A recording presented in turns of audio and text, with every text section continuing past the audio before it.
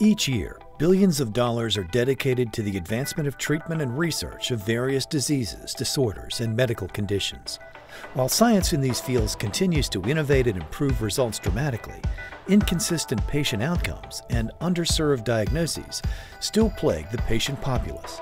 Recently, the push for an emphasis on regenerative medicine has been rejuvenated, and at the very center of this movement is stem cell therapy.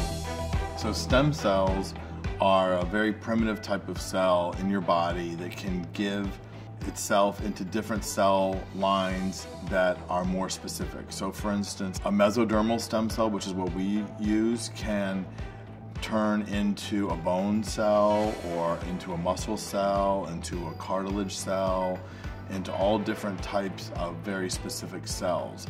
There's a new frontier in medicine called regenerative medicine using stem cell therapy or stem cell technology.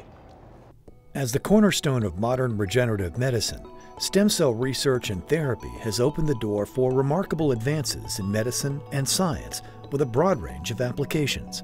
However, funding and development for this critical and lucrative field in the United States was all but eliminated in the late 90s and early 2000s.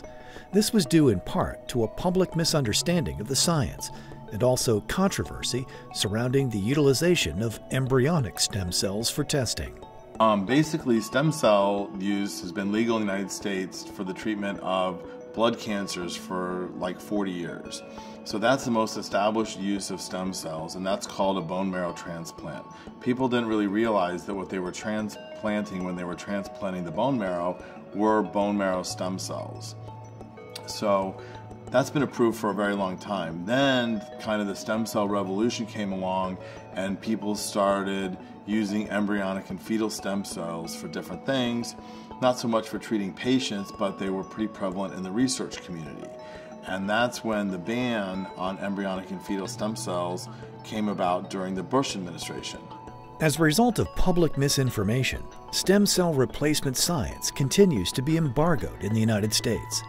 However, development and integration of these technologies and practices have continued around the world, yielding incredible results and positive patient outcomes. Currently at Blue Horizon, for treating patients, we can basically use stem cells, either autologous cultured cells or placental cord-derived cells, to treat patients with just anti-aging protocols, which would be basically if the patient doesn't really have anything wrong with them, but they just want to feel and look younger. And that's one application. And then the other application would be for treating disease and injury. It's been 18 years now since I've been like this. And little by little, you know, I came to a point where like I stopped like increasing like mobility. Whatever I got back during, you know, this lapse of time is what I have. I did therapy straight for 3 years, and then they kicked me off therapy. They said that I didn't need more. They couldn't give me more. My insurance wouldn't cover more. That I just had to deal with whatever I had left, you know? We came to talk to Brian. He explained things, and since I had done the research, I knew what he was talking about. As a leader in the research, development, and application of stem cell therapies, Blue Horizon continues to push the envelope with this potentially industry-changing science. As an international organization that employs the expertise of some of the world's top medical minds, Blue Horizon is poised to bring stem cell therapies and regenerative medicine back into the spotlight. Through a vast array of academic and government affiliations, Blue Horizon is able to provide a full range of stem cell services across the globe. Stem cell science is not only driving the medical possibilities for treatment, but applications are also reaching into cosmetics, where products are being developed to regenerate youthful appearances. Such possibilities could lead to a revolution in the makeup and skincare consumer market, creating a new standard for health and beauty.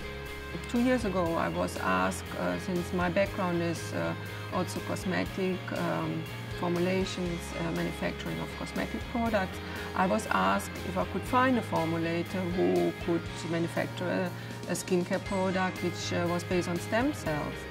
I recently got the official test results from independent test laboratory in Germany, and it was phenomenal. They never have seen a skincare product for topical application with such an amazing result. Currently, scientists are able to isolate and culture stem cells in the laboratory and show their pluripotent functionality. And taking advantage of this, some clinical strategies are being designed to take advantage of stem cells as a therapeutic option. I was seeing that in my face it's like softer, and also another thing that I noticed is that I don't have a lot of hair in my face, and I was having hair like 2 or 3 days after.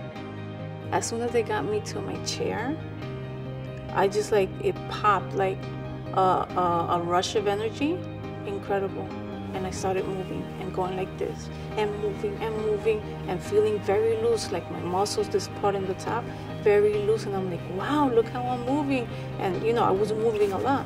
I think ultimately the goal is to get FDA approval and make it legal and available in the United States. So hopefully all this together will really help to generate that data and we can get that FDA approval underway.